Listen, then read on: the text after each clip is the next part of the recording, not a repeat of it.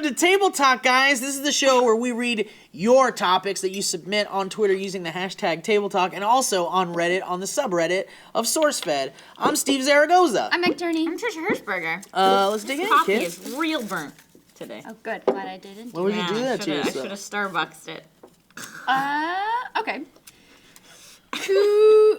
Kujmos? Okay.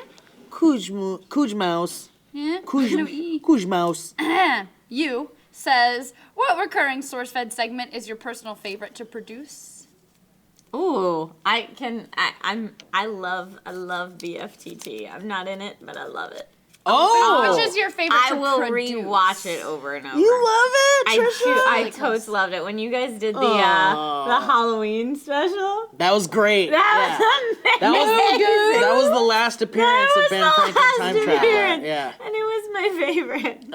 But yeah, You assholes just fell over at the end. I think the video when they you hop came on in my and back. showed us. Yeah, that's right. That was hilarious. That's right. That was a real blooper that happened. And they kept it in. It was my favorite. My favorite thing to produce was the bloody death bit. Because Oh, that was fun. I spent Oh, the the one whole with the day, buttons and yep, stuff? I spent Yeah, the yeah. whole day trying to convince everybody it was a good idea, and then being Yeah. like, "No, it's gonna be fine. Just give me 20 minutes, please." Well, then if we're going... It's supposed to be something you produced. Okay, then I'm going to go with the Kick-Ass 2 fake trailer. Oh, that was great. That was great. hilarious, too. Steve and I were bored in the office and decided, oh my god, this Kick-Ass 2 trailer is really funny. Let's make it ourselves. And using phones only. My favorite segment to produce is Collectibles Corner. I love it because I love toys and I love collectibles. And it's kind of like a show and tell on the internet almost. Yeah. And that's always fun to show off cool toys and stuff. And I like, it kind of comes straight from a nerdy heart. Because, I mean, other than the movie stuff, because I love the movie stuff, too. Well, I think we all love a lot of the stuff that we get to do on this channel. That's kind of the fun thing about Nerd, is that we really get to create things out of what we genuinely enjoy. So that makes it good. That's why I like when I do Indecent Gaming, and then it's like an indie developer's like, "Someone talked about my game," and you're just like, "Oh, yay!" Yeah, they deserve it, damn it. Spooshy says, why is it that sex is so taboo in American society, but violence is somewhat normal? It's like people are okay with heads being blown off, but as soon as a nip is shown, people lose their goddamn minds. That's true. I don't think it's right, but I do think if you look at our history as a people, it's filled with a lot of violence and not a lot of tits. Well, remember we were just talking Not about enough. this on Make love, not war, America. On Comment Commentary. We were talking about like fleshlights and stuff. And we were like, remember we shouldn't talk about fleshlights or something? Like, come on, let's stop talking about fleshlights. Well, we yeah. were like, because you have this big crusade against women having sex toys, but men not being able to talk about theirs. Yeah, That's but like no, but the discussion we were having is that we shouldn't be talking about those things. But it's like yeah, people fuck them. Yeah, like it's a thing. It's well, but that's like no, I mean like you're laughing, Owen, like I'm stupid, but I do see what Steve's saying in that women talk about like, oh yeah, I have a vibrator, no big deal. Yeah. Like, but if a guy's like, you have a fleshlight, everyone's like, what the fuck? Yeah. Like, Oh, it's so gross. It's a fake pussy. I was going to use the example of how, like, in other countries, nude beaches are totally a thing, and that's okay. And here, you would not find that. It's very rare to find that here. And if you do find it here, everyone's like, ooh, did you hear about that nude beach? They also apparently have Parkinson's when they do. Very jittery because they're so nervous about it. My thing is, I can't speak for other cultures because I only grew up in an American culture in California. But I mean, I feel like in the history of the United States and in the history of our culture, you kind of think about how in the 50s and the 60s and even before that, it was all about like not showing any skin and being very modest and all about like hiding yourself and all that. And I feel like there's these other cultures that just don't care. And they're just kind of like, the human body is a thing that exists. We all have tits and dicks and they vaginas. look at it very differently. Yeah. I mean, a lot of our country was founded on people who were Puritans. Yeah. So, not all of it, but some of it. And, they kind of carried on. I mean, like, I was just talking about this morning. In Texas, I had abstinence-only education. Like, I wasn't even allowed to have a condom at school. I never even saw one until I was in college because I was, like, a scared virgin, and I was convinced that if you even looked at someone, you're going to get every disease. We had a lady come talk to us at school with, she used an apple, And I went to an all-girls school, so it was even better. So What it was are like, you gonna do with an apple? Okay, so she was like, this apple represents your virginity, girls. And we're all like, all right. Did she put a firecracker in it and then lit the firecracker?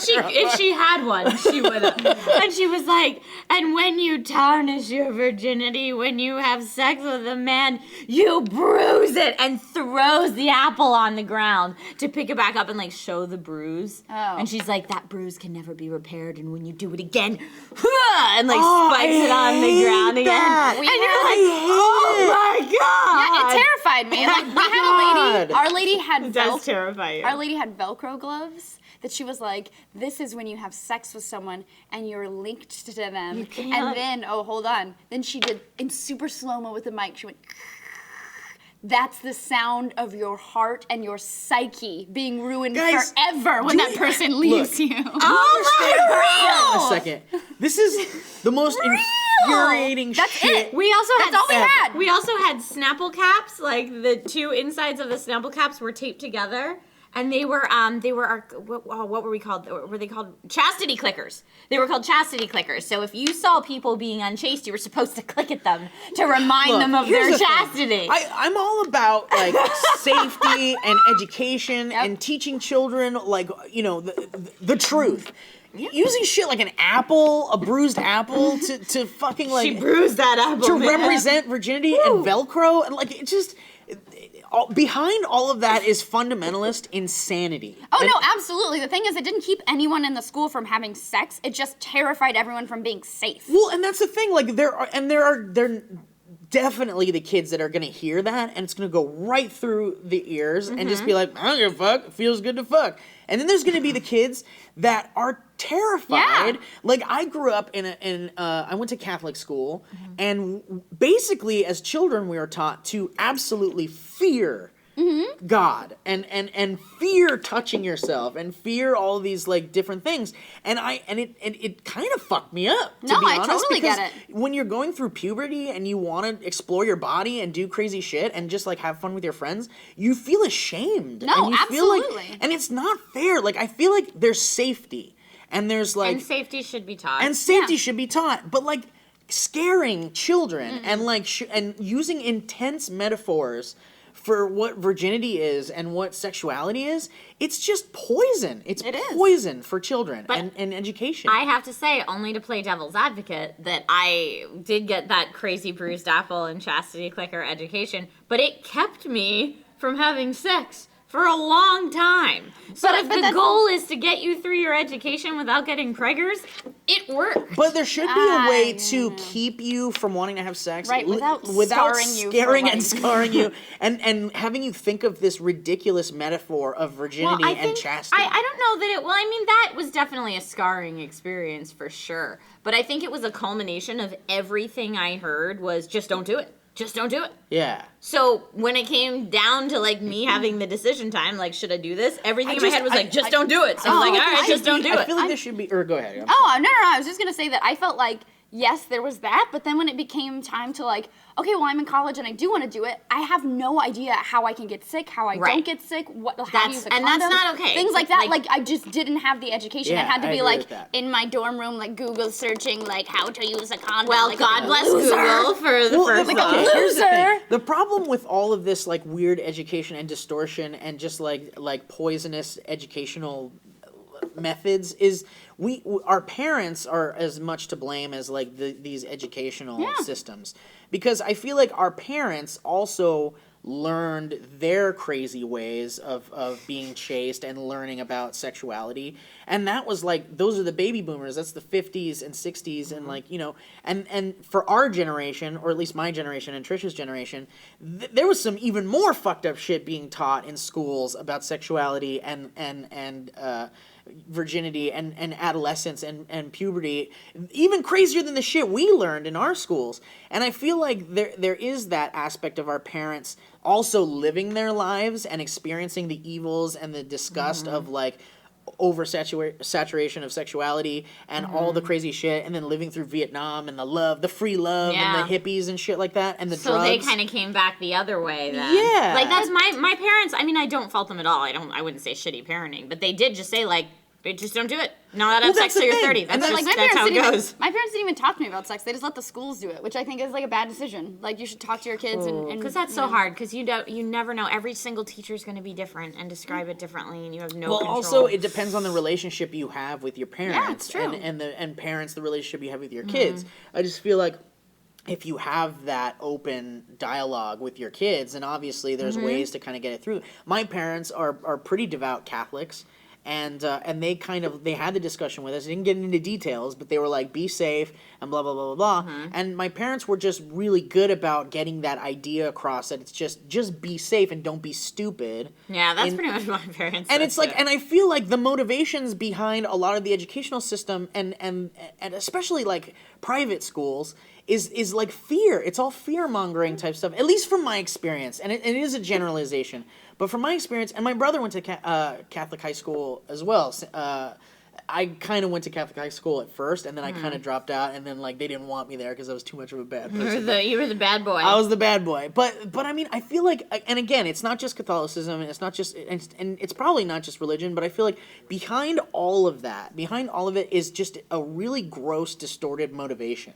See, I disagree. I think behind all of it is a good intent. They're trying overall to do something good, but in a way that's maybe not the best for everyone. Well, I feel like, and I feel like there might be like a weird sliding graph there about that, because I feel like it probably does, like, at its root stem from good intentions. Yeah, they're trying to keep kids safe and keep kids from getting hurt, because I mean, ultimately, if you're 13 or 14 and sleeping with your boyfriend or girlfriend and it feels like true love and you're Romeo and Juliet, when you break up, yes, your heart is going to hurt so much. And as someone now who looks at, like, now I look at like 13-year-olds and I'm like, oh my God, you're a baby. Like, of course you want to protect that baby from that horrible heartache. So I do think that that's the intention, is to protect. Doing it in a way that's scaring people, of course, is awful. Well, and I think the reason why that happens is because the good intentions, you start to come up with ways of implementing the good intentions, and when those don't work, you start to move into like extremes. Fear tactics. And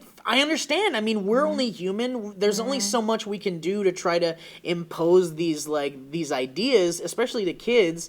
But I just feel like, I don't know. They talk about, like, beating children and doing shit like that, and punishment that way, like physical punishment to children. Like Joe doesn't physically punish his kids, and he I hope not. And Joe also says that Hayden's not having sex till she's 30. Right, exactly. But Joe uses like a different method of parenting, and I feel like there's parents that don't understand that don't understand that there's other methods of teaching your kids how to do shit and to not do shit. Everybody knows what they were raised with. Yeah, and that's the problem. I feel like we're just so distorted. The society is so distorted by these ideals from way back when. Here's what I think. Be safe. Feels really good when you're ready for it, and then who's ready to pick a new topic? Oh, you done with this one? We've talked about it for 15 minutes. Just to give Steve some hope, because you think it's so sad for everyone, this is the last thing I'll say about it. This is why it's lovely that there's things like the internets and the media for the spread of ideas, so that those cycles can change. Also, go to Reddit, because there's a lot of smart shit said on Reddit. There's a lot of weird shit on Reddit last night that was, which Cosmos sex tips have you tried, and how badly did it go? Oh, it was great. Well, and honestly, don't use your nails or teeth, ladies. And never a good idea. Wait, this is an instructional video? No, Cosmo the magazine. They get like sex Cosmopolitan, yeah. Well, and here, but sometimes they're Trisha was ready. And where can I take this course? Because she's pulling out her planner. No, I have some time. I was going to tell a funny story about an instructional video that I purchased in college with my girlfriends, because we thought it'd be really funny to drink a lot and watch this instructional sex tape. Who buys an instructional sex VHS? We thought it was hilarious. First of all, it's a DVD. Not that old. Second of all, it was about, because it was instructional and like not for porn, the people were like maybe in their late 40s, early 50s, and not cute. Oh no. What did it But teach they you? were showing you things. What did it teach you? Because you can't say things. You brought it up. No one pulled it out of you. They didn't tell you to pull it out. No, I'm sure they didn't. Nope. No, it was an They oral, told you to it was keep an it oral in? sex instructional DVD. I'm sorry, Mom, if you watch this.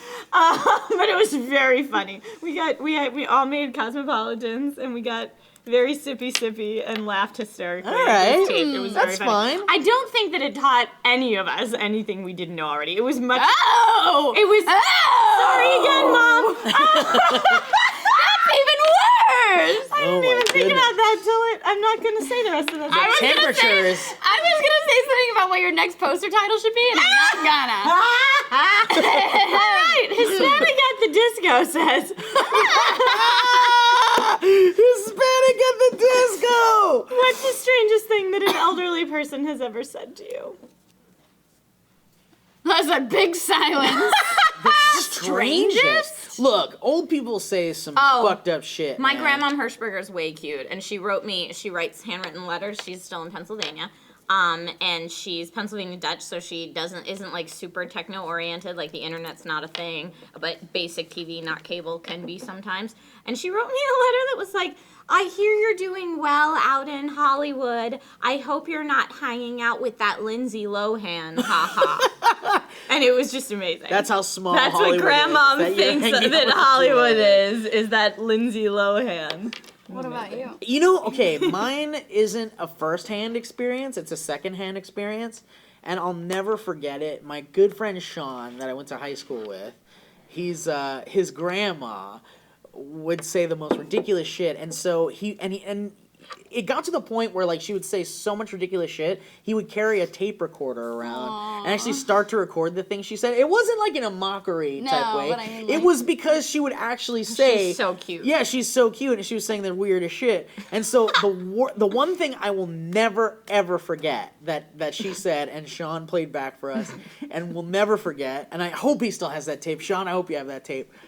He asked her, no provocation, there's no like preparation or anything. He just starts recording and says, hey Grandma, what was the name of the team that Michael Jordan played on in college? The basketball team Michael Jordan played in. And she was like, the Tar Babies. And he was like, what is that? The Tar Babies. Oh man. I know, I got DJ shaking his head over here. Amazing. Oh man. Well, I would say that one of my grandmothers, not the one who plays WoW, I have another grandmother from my stepdad's side. Grandma. Yeah, who was born in 1918, so she's like almost 100 now, and so she's very old. She came up in a different time in the Panhandle in Texas. 1918, Jesus. Yes, 1918. And she still calls people colored, but she thinks it's nice. Like, she thinks it's, like, the right way. She's like, he was such a nice colored man. And I'm like, Grandma, you can't. No, you can't do that. You can't. But she doesn't mean it. And she doesn't think that, like, she doesn't think they're not equal. She actually, like, grew up. That's just the term It's just, she's like, the used term to she thinks using. is nice. And she's like, she thinks she's doing, like, the best political correct she could ever do. I mean, and that's the other thing. Our parents also grew up in a time, because who knows what we're saying right now? That, like, what we say in everyday life, that's going to end up being, like, super insensitive. African American is now something they're saying. Yeah, you're not supposed to say now. Because Jesus. that used to be, like, the accepted norm, but now you're not, because maybe not So you just everybody say black. From Africa. So you just say black? I think, And that's it? like the new, like, or, like, what you're supposed to say. I don't Yeah, know. I think my parents still say Oriental. Ooh. I mean, that's, I mean, like, I'm doing the Owen thing, like, oh, it's not great, but it's I know, not. but Oriental is one of those words that's slowly making the transition into not Yeah, being... not okay. Not okay. One of my old friends, her grandparents moved to Mexico for retirement. And now when they come back to the States to visit, anytime they see someone that looks Hispanic, they try to speak Spanish to them, because when they're at home in Mexico, they're trying to learn Spanish, but they're awful at it. And so, like, they'll, like, check out at a Subway and be like, gracias. Oh, it sounds like... Seems so racist. Oh, it sounds like... And you have to be like, no, they live in Mexico. Like, they're trying. They're practicing their Espanol. You know what's funny? And, Hola. Thanks, Grandma. I was learning in Japan, it's not bad. Like, here you would never be like, where are you from? Like, what country? Like, what nationality are you? It's still, like, an abrasive question. But in Japan, it's not. It's kind of like, hey, like, they just try and figure out what country you're from. So, like, when I was with the Japanese exchange student a lot, she would be like, oh, what country are you from? And I had to be like, it's okay there. They don't know. Like, it's so weird. Like, I don't know. People That's take it funny. serious. Yeah, I was going to say something about... shit, I forgot. Who cares? Old people that say racist things? Yeah, well, I mean, what are you gonna do? Oh, I was gonna say, what if like tuber ends up being like a racist term? Like, what if someday it's not a like, race. Tuber. I know, but It's what a if? career. What if? But what if? Have you ever had to deal with any like racism, Steve? Oh yeah. I don't know. Like racist Probably, comments? but it doesn't bother me. It's weird. Like, I know it's like strange, but like, I know that people have said things to me once they find out what nationality I am. Like when I was younger, people had said things to me that were meant to be offensive and were meant like to kind of hurt me and be mean. But I don't think I ever took it seriously. I don't think I ever let it bother me at all. Because it's just words, man. Yeah. And I understand, like, and bullying is a thing that, like, once you get to a certain threshold, it's like bullying. But I don't know. I tried not to let, obviously things would bother me, but I tried not to let things Good. bother me. Good for words you, bother dude. Me, yeah. The day my brother came home and somebody had said something to him, not a word that I would say, about an Asian person. First of all, he's not even Chinese, doesn't make any sense. And second of all, I thought I was gonna kill someone. I was just like, who called you that? Yeah. All right, so that's it for Table Talk, guys. Thank you so much for joining us. If you want to include your topics into this bowl, you can use the hashtag Table Talk on Twitter, or you can go to the SourceFed subreddit on Reddit. r/SourceFed. I'm Meg Turney. I'm Steve Zaragoza. I'm Trisha Hirschberger. I And got something special for you guys. oh, What you is do that? have something special today, huh? She has a naked Meg. snap. There's a naked Meg on the table. Yeah. Is that the nudiest you've been in a poster? It's the nudiest It I've is ever the been. And nudiest. actually, In In real your life, whole too. life. my whole life. But it was the fans requested it. They wanted the Ewok hood with no shirt, so I did it. And it's available right now on forhumanpeoples.com. And speaking of forhumanpeoples.com, they're having a sweet Not Your Daddy Cyber Monday sale right now. And it's way early. I know it's not actually what would traditionally be Cyber Monday, so we're doing it early, and that's okay. I love how you started with no. I love that. no. Meg, so talking about that, so if the fans request you to be completely nude and being like boned by Probably- like a gummy bear. No, not would gonna you do that? happen. But I You gotta get those big gummy bears. Yeah. Nope. No, I'm talking about like she a wanted gummy to be, bear. He wanted to be. I wanted to be boned by To the boned gummy by a bear. He gummy said, bear. yeah. No. But this was one that I was like, oh, I think that would be cute, so we did it. And you guys should check it out and check out For Human People. Awesome. Well, thanks for watching, guys. And also, if you go to Reddit, there's things like Ask Reddit and Today I Learned and very educational areas of Reddit where you can learn things that they won't teach you in school and that your parents probably don't want to tell you about. Life things that are actually very educational and important Or for us that to your learn. parents may tell you about because your parents are cool and they're on Reddit. That'd be great. Today, Steve and I learned about dogs' anal glands. Yes, we did. And how Oh, and about tail they wagging. wag their We were tails talking when they're about it happy, all morning, but they really. also wag their tails to spread their anal gland smell, so that other dogs will know who they are and what they smell like, and that's why they like- smell each other's butts. Smells like Gertie's butt. Reason number 675 not to get a dog. Oh yeah, happiness sucks.